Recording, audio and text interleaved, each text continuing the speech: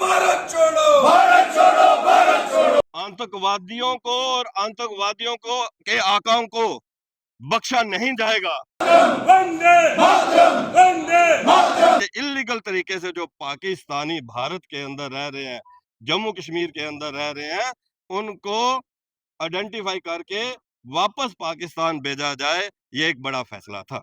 ये भारत की सिक्योरिटी की थ्रेट का मामला है।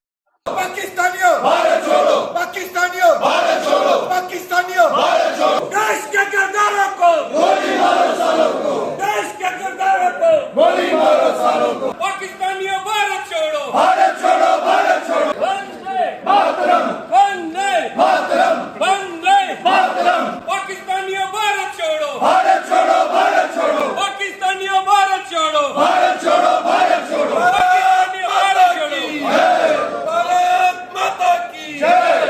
पाकिस्तानियों देश छोड़ो, देश छोड़ो, देश छोड़ो। पाकिस्तानियों देश छोड़ो, देश छोड़ो, देश छोड़ो। पाकिस्तानियों भारत छोड़ो, भारत छोड़ो, भारत छोड़ो। पाकिस्तानियों भारत छोड़ो, भारत छोड़ो, भारत छोड़ो। पहलगाम के अंदर 26 टूरिस्ट जो वहां पर टूरिस्ट आए हुए थे, उनमें से 26 टूरिस्ट को आतंकवादियों ने कायराना हमला करके धर्म पूछकर मौत की घाट उतारा। वो उनकी शहादत थी देश के प्रति, और देश उस शहादत को कभी नहीं भूलेगा। ना देश उस घटना को भूलेगा, ना ही आतंकवादियों को जिन्होंने जो उस घटना को अंजाम दिया है उनको माफ करेगा। आतंकवाद को लेकर भारत एक है। आतंकवाद को लेकर जीरो टॉलरेंस जो है भारत सरकार की है। उसके बाद भारत सरकार ने, माननीय प्रधानमंत्री नरेंद्र भाई मोदी जी ने एक इमरजेंसी मीटिंग करने के बाद 5 बड़े फैसले लिए।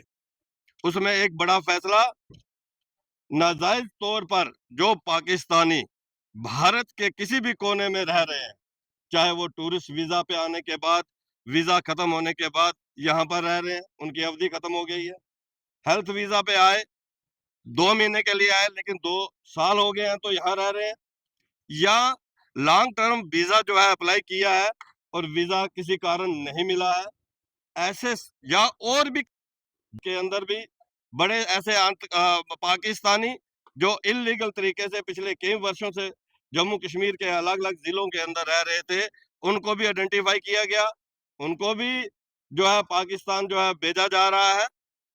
भारतीय जनता पार्टी ने एक फैसला किया कि हर जिला हेडक्वार्टर के ऊपर डिस्ट्रिक्ट प्रेसिडेंट और वहां के ऑनरेबल जो हमारे एमएलए हैं, डीडीसी चेयरपर्सन है, सीनियर लीडर्स हैं, उनके साथ मिलकर वर्दी डिप्टी कमिश्नर जो है उनको मेमोरेंडम दे रहा है कि क्या उनके जिले में ऐसे लोग आइडेंटिफाई हुए हैं आतंकवादी और पाकिस्तानी, क्योंकि ये एक बड़ा सीरियस मामला है। ये भारत की सिक्योरिटी की थ्रेट का मामला है। ये स्लीपर सेल भी हो सकते हैं, और कभी भी जब पाकिस्तान के साथ कोई ऐसी बात हो जाए तो ये स्लीपर सेल जो है वो बाहर निकलकर भारत की सुरक्षा के खिलाफ आ सकते हैं। इसलिए रियासी जिले के अंदर हम यहाँ पर वर्दी डिप्टी कमिश्नर जो है उनसे मिले हैं, हमने उनसे बात की है कि एक बार फिर अच्छे से यह रियासी जिले में देखा जाए, कोई भी पाकिस्तानी जो इलीगली यहाँ पर रह रहा है, उनके डॉक्यूमेंट्स वेरीफाई किए जाए। डॉक्यूमेंट्स वेरीफाई करने के बाद ही ये फैसला लेकर उनको यहाँ से भेजा जाए।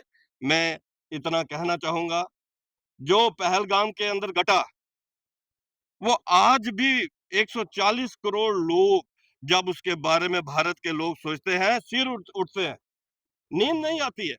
आंखों के सामने, दिमाग के आगे जब उनकी चीखें, निहत्थे टूरिस्ट की चीखें, धर्म पूछकर मारने वाली जो बात है, उसने भारत को झंझोर के रख दिया है। इस घटना को भारत कभी नहीं भूलेगा, और आतंकवादियों को जिन्होंने ये इस घटना को अंजाम दिया है, उनकी कफन पर आखिरी कील जो है वो साबित होगा।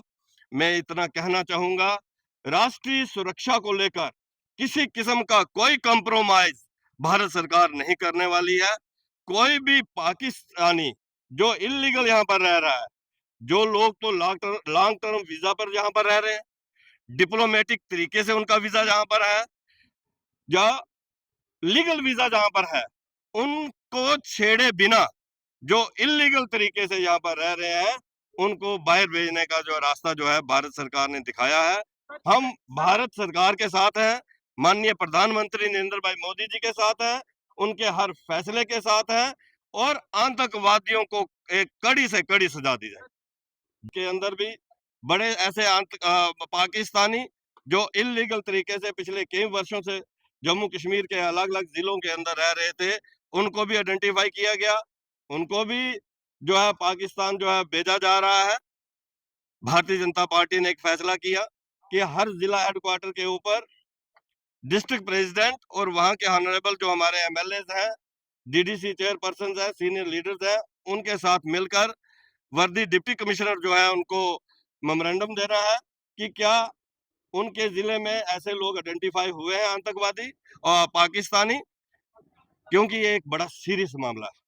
ये भारत की सिक्योरिटी की थ्रेट का मामला है। ये स्लीपर सेल भी हो सकते हैं और कभी भी जब पाकिस्तान के साथ कोई ऐसी बात हो जाए तो ये स्लीपर सेल जो है वो बाहर निकलकर भारत की सुरक्षा के खिलाफ आ सकते हैं।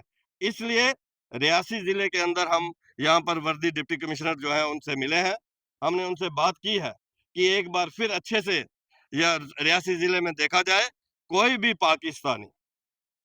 भी पाकिस्तानी जो इलीगली यहाँ पर रह रहा है उनके डॉक्यूमेंट्स वेरीफाई किए जाए। डॉक्यूमेंट्स वेरीफाई करने के बाद ही ये फैसला लेकर उनको यहाँ से भेजा जाए। मैं इतना कहना चाहूंगा, जो पहलगाम के अंदर घटा वो आज भी 140 करोड़ लोग जब उसके बारे में भारत के लोग सोचते हैं, सिर उठते हैं, नींद नहीं आती है। आंखों के सामने दिमाग के आगे जब उनकी चीखें, निहत्थे टूरिस्ट की चीखें, धर्म पूछकर मारने वाली जो बात है, उसने भारत को झंझोर के रख दिया है। इस घटना को भारत कभी नहीं भूलेगा और आतंकवादियों को जिन्होंने ये इस घटना को अंजाम दिया है उनकी कफन पर आखिरी कील जो है वो साबित होगा। मैं इतना कहना चाहूंगा, राष्ट्रीय सुरक्षा को लेकर किसी किस्म का कोई कंप्रोमाइज भारत सरकार नहीं करने वाली है। कोई भी पाकिस्तानी जो इलीगल यहाँ पर रह रहा है, जो लोग तो लॉन्ग टर्म वीजा पर यहाँ पर रह रहे हैं, डिप्लोमेटिक तरीके से उनका वीजा जहां पर है या लीगल वीजा जहां पर है, उनको छेड़े बिना जो इलीगल तरीके से यहाँ पर रह रहे हैं उनको बाहर भेजने का जो रास्ता जो है भारत सरकार ने दिखाया है। हम भारत सरकार के साथ हैं, माननीय प्रधानमंत्री नरेंद्र भाई मोदी जी के साथ हैं, उनके हर फैसले के साथ हैं और आतंकवादियों को एक कड़ी से कड़ी सजा दी जाए। देखिए, ये एक प्रक्रिया है कि जिसके तहत वो सारी स्टेट्स, आप इस बात को समझें कि आपने देखा होगा कि परसों कांग्रेस के एक बड़े नेता ने इस वक्त जब पाकिस्तान कोई भी हमारे बॉर्डर के ऊपर सीज फायर तोड़कर पाकिस्तान उल्लंघन कर रहा है, सीज फायर वहां से क्रॉस बॉर्डर सीज फायर तोड़कर वहां से फायरिंग कर रहा है और भारत उसका पूरा जवाब दे रहा है, उस वक्त कांग्रेस के बड़े नेता सर्जिकल स्ट्राइक का सबूत मांग रहे हैं। कांग्रेस पूरे तरीके से अलगाववाद, आतंकवाद और पाकिस्तान के साथ खड़ी नजर आती है और कांग्रेस जो भी वो प्रदेश जिनमें भारतीय जनता पार्टी की सरकारें नहीं है, उन प्रदेशों के अंदर इसको लेटर एंड स्पिरिट के तहत इसको इम्प्लीमेंट नहीं किया जा रहा है। वो ऐसा लग रहा है कि मानो कि वो उनका काम नहीं है। इसको लेकर भारतीय जनता पार्टी हर जिला हेडक्वार्टर के ऊपर ये मेमोरेंडम ले रही है। कांग्रेस का ये कहना है कि जो देखिए, कठुआ का मामला जो है वो कठुआ के भारतीय जनता पार्टी के नेता या वो पत्रकार ही बता सकते हैं। मैंने वो मारपीट की गई, मैंने उस वीडियो को नहीं देखा है। जिस चीज को मैंने देखा नहीं, सुना नहीं, उसके बारे में मैं कुछ नहीं कह सकता। मेरी आप सबसे ये अनुरोध है कि ये एक ऐसा टाइम है, ये खाली भारतीय जनता पार्टी का मामला नहीं है, देश की सुरक्षा का मामला है। ये देश की सुरक्षा का मामला है। इसमें चाहे मीडिया कर्मी हो, चाहे इसमें किसी भी पॉलिटिकल पार्टी के लोग हों, सबको मिलकर चलना होगा। एक दूसरे से कटाक्ष करके, एक दूसरे से लड़कर हम भारत के साथ खड़े नहीं हो सकते। इस मुसीबत की बदला तो पूरा लिया जाएगा। आतंकवादियों को और आतंकवादियों को के आकाओं को बख्शा नहीं जाएगा।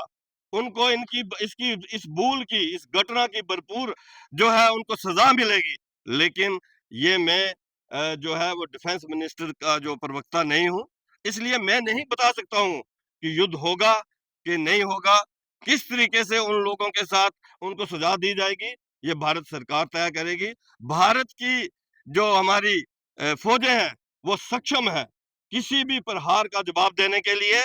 भारत की के पास इस समय इतनी ताकत है कि आतंकवादियों को पनाह देने वाले जो आका है उनको धूल चटाने के लिए भारत बड़ा सक्षम है।